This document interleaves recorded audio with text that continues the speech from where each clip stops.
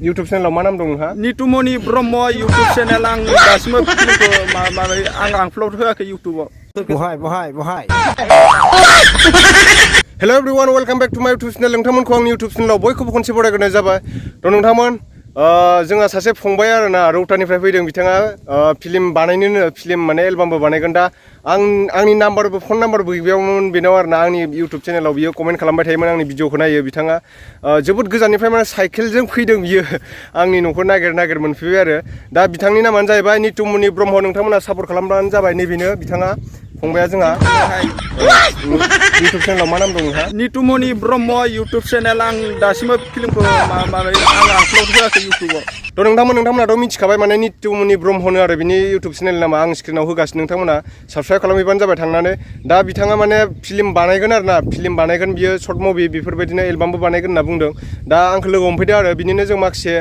बाथ्रा सावरायनो थांगासिनो दङ नोंथांमोनाथ' मिथिखायो जों दायो माने माबानाव थांगोन आरोना मा होनना बुङो बब मार्लिनाव थांगोन बब मार्लि मिथिबाय दा जों साइकेलखौ दोनबाय न'निफ्राय ओंखारबोबाय गेजेर ससेनिफ्राय ब्लगखौ बानायबाय जोङो दा बे बब मार्लिनाव थांसै रायलायनोसै केमेरा इरि बायदिसिना बेफोरनि फारसे दा बिसोर जोंना हेन्डेल खालामो नालाय केमेरामेना बिसोर नालाय जोंना बब मार्लियासो माने डाइरेक्सना बे होसिगोन आरो माने एक्सन डाइरेक्सनफोराव बारला बारसिफ्राव बे होगोन आरोना बे बारला बारसि बिराद गोरोंना जोंहा बब मार्लिया हिर' भिडिअखौ लाइक खालाम खालामना हो सेयार खालामना हो बिथांनि चेनेलखौ सापर्ट खालामबानो जाबाय थ' बिराद बोरैबा मोनदों आरो आङो इसां गोजाननिफ्राय फैदों बे साइकेलजों खमसे खम गारिजों सोरखौबा लाना फैनो हायो आरो बेबो आंनि नाम्बारबो गैबावा जा बोरैबा मोनदों आङो माने जोबोद खस्थ' खालामदों फंबाया जोंहा आंखौ नागिर फैदों दा बिनि थाखाय आं गोसो गोरबोनिफ्राय गोजोननायखौ जासिबाय फंबायनो थ' बिदिब्ला नोंथांमोना नायलांबाय थादो जोंनि ब्लगिंखौ दिनै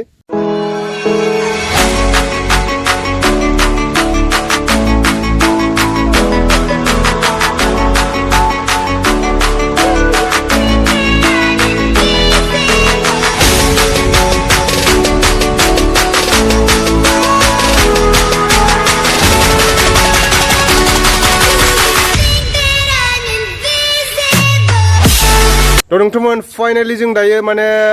बब मार्लिनि न' मोनफैबाय आरो दा रायज्लायनोसै नायदो नोंथांमोना नै नोंथांमोन नै मोनफैबाय जोङो बब मार्लिखौथ' सिनायखायो मारै दं थिगानो दा हा माने जोंहा फंबाया फैदों आरोना माने शुटिंनि थाखाय माखासे एलबाम लायनो बेनो जोंहा नितमनि ब्रह्म दा जों माने रायज्लायनोसै आरोना खोन्थादो बोरै केमेरानि फारसे एडिटिंनि फारसे दा मोनसे सर्ट फिल्म एडिटिं सोलिगासिनो दङ दा बेयावनो एसे बिजिमोन आरोना ओमफ्राय दा आंनि आलासि सफैदों नालाय एसे नों आरो आलासि लाबोग्रायाबो नोंसो नालाय इसां गोजाननिफ्राय फैदों बियो रौतानिफ्राय साइकेल मारिनानै मिथिबाय दा इसां गोजाननिफ्राय नालाय आरो नाम्बारबो गैबावासोमोन दा माबोरै संबाय फैखो समाय माने बे बुंदो आरो आदर्शनि होननानै बिनिफ्राय जोङो ओरै सर्टकाट लामाजों फैबाय आरो दनसिगार हारसिं आदर्शनि होननायखौ मिन्थिनानै फैबाय आरो दे बुंनायाव आंनि मुङा जाबाय नितमनि ब्रह्म दायो जोङो मिउजिक भिडिअनि सावरायनो फैदों दा आदा JDX इउटुब चेनेल बिथांमोननिसिम खावलायहरनाय थाबाय मा बुङो आदाया दायो मा बुंनो सानो दा जोंखौ जेनेबा बिथाङा मिउजिक भिडिअ मोजाङै बुङो आदा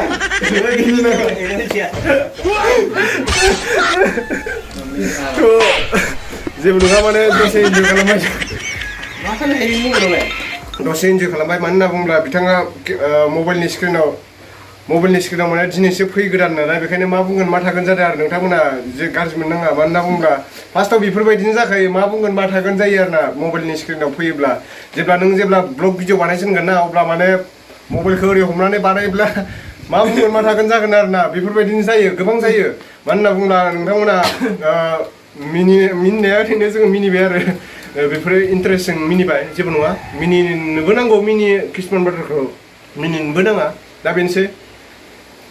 नै जोंहा माबा दङ JDX माने बिथांनि नामाथ' माबासो बब मार्लि होननानै सिनायखायो इउटुब चेनेला जाबाय JDX YouTube channel JDX music JDX music आरो बेयाव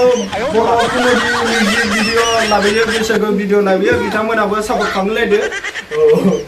अन्नानै बिदिब्ला सापर्ट खालाम गासिबो मिथिबाय ना गासिबो सापर्ट खालाम बिथांमोननिसिम गोजोननाय थागोन आरो जोंनिसिमबो लाइक खालाम शेयार खालाम आरो साबस्क्राइब खालाम कमेन्ट खालामनो दाबाव कमेन्टखौ माखासे गाज्रि हरना बेखायनो आरो कमेन्टखौ माखासे गाज्रि कमेन्ट हरनाङा दे बुंना फिननाय कमेन्ट गाज्रि हरना कमेन्ट गाज्रि हरनाङा बिथांमोना मोजां कन्टेन्ट लाबोगोन भिडिअखौ आरो कमेन्टखौ मोजां खालाम आरो कमेन्ट गाज्रि खालामनो नाङा बिथांमोननिसिम खावलायनाय थायो आरो तारमाने बिथाङा जोंनि माने मोनसे एलबाम लाना फैदों आरो एलबाम बानायगोन बिथाङा दा बे एलबामनि थाखायनो तारमाने जोंनो सावरायनो फैदों आरो ना दा नोंथांमोना नुलांगोन एलबामखौ आपडेट मोनगोन बिनि थाखाय ना मा बुङो दा बेनोसै नोंथांमोन मानो होनना बुङोब्ला जोंहा फिल्म बानायोब्ला गोबां मानसिनिबो गोनांथि जायो नालाय फिल्म सर्ट फुल फिल्म बानायोबा माखासे आर्टिस्टफोरनि गोनांथि जायो मिउजिकनि गोनांथि जायो दा जों माने बिथांखौ बुंदों आरो बे दा गोदानसो बानायगोन नालाय बेफोरबायदिनो एलबामफोर बानायोब्ला एसे माने खम खरसावनो जायो बेफोरबायदिनो मिउजिकफोरनाव एसे फैसा थाङो आरोना बिदिनो जों हाइ लेभेलनि बानायखाया नालाय ओरैनो नर्मेलनि बानायगोन आरो एसेबां हाइ लेभेलनि नङा एसेबां नर्मेलनि नङा एसे मिडियाम टाइपनि आरो नायसाबजानाय नोंथांमोना मा होनना बुङो हाइ क्लासनिबो नंखाया नालाय जोङो दा बर' जिथुनाखि कालसार बेखौ फोथांनानै लाखिनो नाजादों नोंथांमोना सापर्ट खालामबाय था बिदिनो ना मा होनो दे माबाफोर बुंनाय बायदिथ' दा आदा दिमुआ गासिबो बुंखाजोब्बाय बेखौ आं बुंनांगौ जेबो गैला दा आदामोननि दा बिथांखौ जों एक्टर खालामथारगोन मिथिबायना एक्टर नायनानै लाबानो जाबाय ना मा होनो भिडिअ ओंखारबा नायलांदो रिलिजखौ थाबैनो रिलिज खालामगोन शुटिं खालामनायनि टारगेट लागासिनो दङ थाबैनो नुगोन आसा खालामो थाबैनो जाथोंसै नोंथांमोना सापर्ट खालामलायदो ना मा होनो औ दे बिदिब्ला नोंथांमोन दिनैनि भिडिअ एसेनोसै नेक्स्ट भिडिअ थाबैनो लोगो मोनफिनगोन बाय